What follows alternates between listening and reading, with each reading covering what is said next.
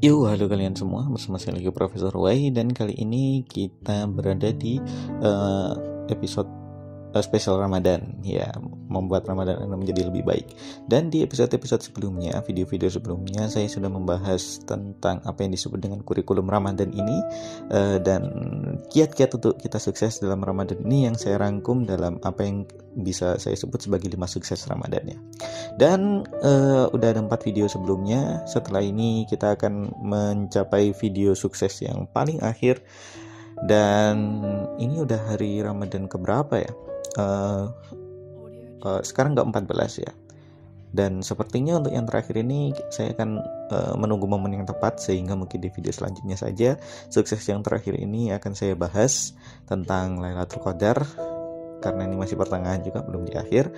Dan oke, sekarang udah hari ke-14 Ramadan ya. Kira-kira apa yang udah kalian capai selama ini? Apakah mungkin ketika Ramadan seperti ini, kalau di hari-hari biasa itu ya biasa gitu aja, gak ada yang spesial, iya gak? Kayak ya sekolah masih tetap sekolah, yang kuliah masih tetap kuliah. Kalau hari-hari biasa loh ya, meskipun di-cut gitu, jam pelajarannya jadi lebih pendek, atau jam kerjanya jadi lebih pendek, dan kemudian ada berbagai macam acara bukber.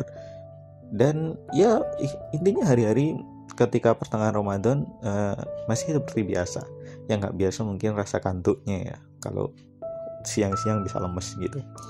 Tetapi di Ramadan untuk tahun ini beda banget, karena ada sesuatu yang tidak terduga yang tiba-tiba menyerang umat manusia yang bernama COVID-19. Sehingga sekarang banyak orang yang di rumah aja, dan terjadi berbagai macam gejolak ekonomi yang ternyata cukup mempengaruhi kehidupan, bahkan bagi orang-orang kecil. Ya, orang-orang besar juga terpengaruhi juga sebenarnya. Dan oke, mungkin itu untuk sedikit breaking news. Dan ketika kalian di situ hari-hari seperti ini, yang kita dikarantina di rumah seperti ini, itu sebenarnya ada beberapa quotes juga, kutipan juga, yang mengatakan bahwa ketika kalian di rumah kok ternyata kalian belum bisa produktif, maka kalian sebenarnya bukan produktif, kalian gak disiplin. Ya, gak seperti itu implikasinya sebenarnya ya, tapi ada banyak sekali tekanan ketika seperti ini. Jadi it's okay untuk tidak produktif, tapi kalau kalian bulan puasa sekarang tidak produktif, bulan puasa selanjutnya belum tentu kalian produktif. Jadi bulan puasa kali ini, dan mumpung karena ada COVID ini, sebenarnya ini bukan keuntungan sih, tetapi karena ya mumpung aja, dan kalian bisa di rumah dan tidak terbebani dengan banyak hal dari kerjaan maupun sekolah, maka mungkin bulan puasa ini ada baiknya, dan memang lebih baik juga sih sebenarnya, kita di sini berusaha untuk memperbaiki diri. So, selama 14 hari puasa ini kira-kira apa yang udah kalian capai? Apakah ada yang sudah bolong puasanya? Oke, bagi para cewek mungkin bisa saya kecualikan, tapi para cowok ini tuh, masa puasa bolong? Ya, jangan batal dong. Untuk apa sih kalian membatalkan puasa? Ada yang ngeprank dikasih 10 juta buat batal puasa. Itu sampah banget.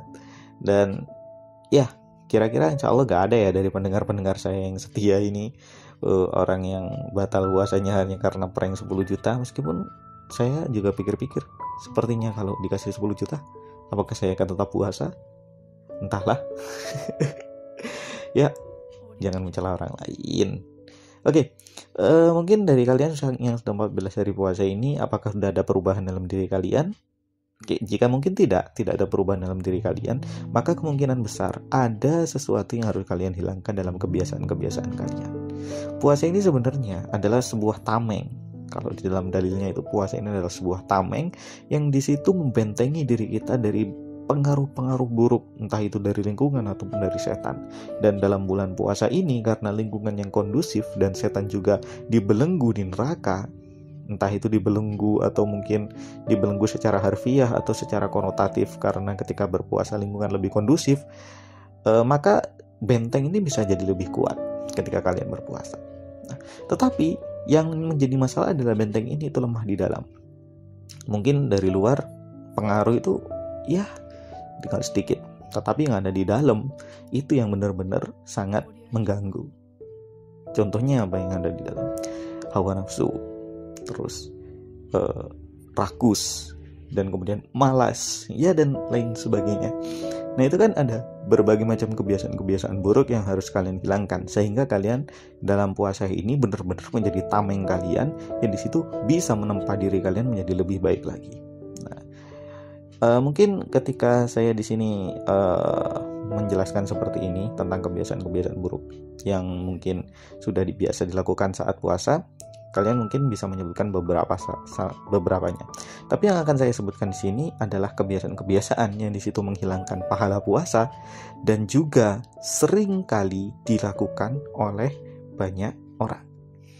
Memang kita tidak makan, tidak minum, tetapi ketika kalian melakukan kebiasaan-kebiasaan seperti ini, ya kemungkinan besar pahala puasa kalian itu hilang. Meskipun saya sendiri juga bukan siapa-siapa yang bisa menentukan siapa yang mendapat pahala, siapa yang mendapat dosa. Tetapi ketika kalian melakukan hal yang seperti ini, ya pastinya pahala puasa kalian itu hilang. Yang pertama adalah marah. Dalam puasa kita dituntut untuk menahan amarah kita. Amarah, karena marah-marah itu kalau dari dalilnya itu dari setan. Namanya marah itu dari setan. Sehingga ketika puasa kita harus menekan emosi kita. Semarah apapun kita harus bisa menekan emosi kita. Selain dari sisi agama sendiri, marah itu merupakan sesuatu yang mungkin dipandang buruk. Dari sisi sosial, dari sisi individu sendiri, marah itu juga buang-buang energi. Ketika kalian di situ menuruti hawa nafsu kalian untuk marah itu kan dari emosi. Nah, emosi dalam otak kalian itu gak pernah berpikir panjang. Ketika kalian marah, emosi itu menutupi rasionalitas dalam otak kalian. Jadi ketika marah itu jarang ada orang yang di situ berpikir jernih. Maunya itu egonya langsung dipuaskan saat itu juga. Makanya banyak orang marah, mungkin istrinya tiba-tiba dipukul. Dia nggak tahu, mungkin ketika istrinya dipukul, terus nanti yang mengobati siapa? Yang membayar biaya pengobatan siapa? Kan nggak. Mungkin ketika kalian marah, nggak ada yang berpikiran seperti itu.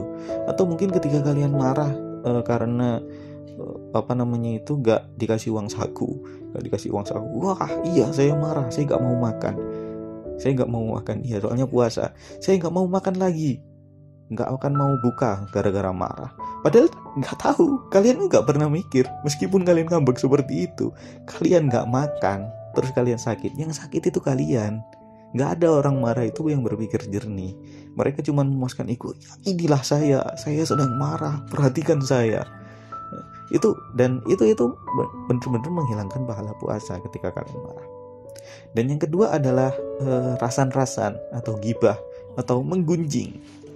Nah, kalau yang saya amati dari lingkungan sosial saya, baik itu di kuliahan maupun di sekolah atau bahkan di lingkungan pekerjaan juga, yang namanya menggunjing ini sangat identik dengan perempuan. Ya entah kenapa kalau saya bergaul dengan laki-laki itu relatif terbuka gitu, jarang ada yang menggunjing di belakang, paling cuman menghina di depan.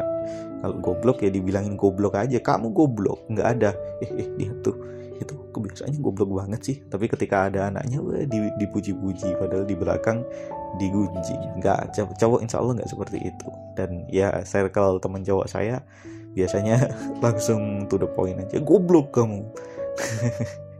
Ya emang kedengaran kejam, tapi saya nggak tahu mana yang lebih baik. Tapi ketika kalian menggunjing itu ya pahala puasa kalian hilang. Kenapa? Dan secara individual sendiri orang itu menggunjing. Kenapa kok orang itu menggunjing? Karena dia tidak bisa membuat dirinya lebih baik lagi. Misal nilai diri kalian itu adalah plus 7 nilai diri kalian adalah plus 7, dan nilai orang lain itu plus 7 atau plus 8. Karena kalian itu nggak bisa mencapai di plus 8, maka kalian harus menurunkan orang yang memiliki nilai plus 8 ini sedikit. Oke, dia saya gunjing, saya turunkan menjadi negatif 5, makanya dijelek-jelekan langsung. Nah, itu adalah motivasi orang menggunjing, karena dia tidak bisa membuat dirinya lebih baik. Makanya dia berusaha untuk menjatuhkan orang sehingga orang itu menjadi nilainya lebih jelek daripada kita. Oke, itu kedua ya. Yang ketiga adalah melihat video porno, melihat konten-konten porno, dan melihat sesuatu yang membangkitkan syahwat. Nah, ini juga sebenarnya agak tricky, bukan agak tricky juga, dan ini kebiasaan-kebiasaan seperti ini merupakan sebuah rahasia umum ya. Ya rahasia karena jarang ada yang mau nonton bareng-bareng, tetapi umum karena ini mungkin umumnya ada di kalangan para pria terutama ya. Terutama pria, kalau wanita itu bukan rahasia umum, masih rahasia saja, nggak ada umum, nggak umum gitu. Dan ini juga menghilangkan pahala puasa. Ketika kalian menonton sesuatu yang membangkitkan syahwat, entah itu menonton secara live atau mungkin menonton cuman di video atau mungkin cuman gambar aja. Dan apabila kalian sampai mengeluarkan sperma dari situ karena itu, maka puasa kalian bisa batal. Dan batal itu sebenarnya ketika membatalkan puasa kita gak boleh langsung makan dan minum. Wah, saya sudah coli dan kemudian saya ingin makan dan minum, nggak bisa seperti itu. Kaidahnya adalah ketika membatalkan puasa kita nggak boleh makan, nggak boleh minum sampai maghrib baru kemudian makan, tapi kemudian harus nyaur, dan itu emang brengsek banget. Udah selesai nggak boleh makan, nggak boleh minum sampai maghrib, suruh nyaur puasa, itu ya aneh banget ya. Iya, tapi ya itulah resiko, bukan resiko sebenarnya, sebagai hukuman Anda tidak mematuhi larangan pembatalan puasa. Oke, mungkin seperti itu adalah beberapa kebiasaan buruk, dari 3 kebiasaan buruk yang mungkin masih kalian lakukan untuk saat ini. Oh, bukan masih kalian lakukan, masih dilakukan oleh kebanyakan orang untuk saat ini. Oke, mungkin seperti itu dulu untuk video kali ini. Jangan lupa like dan subscribe untuk channel ini, Mesti Sukses, untuk motivasi-motivasi yang lain. Dan kalau kalian di situ penggemar podcast, kalian bisa download Spotify dan kemudian follow Mesti Dengar. Karena ini Mesti Dengar, kalian juga akan mendapatkan insight-insight menarik tentang motivasi, bisnis, dan lain sebagainya. Dan juga kalau kalian orang yang suka baca, kalian bisa membaca artikel di mestisukses.com. Oke, terima kasih kalian semua sudah mendengarkan dan sampai jumpa.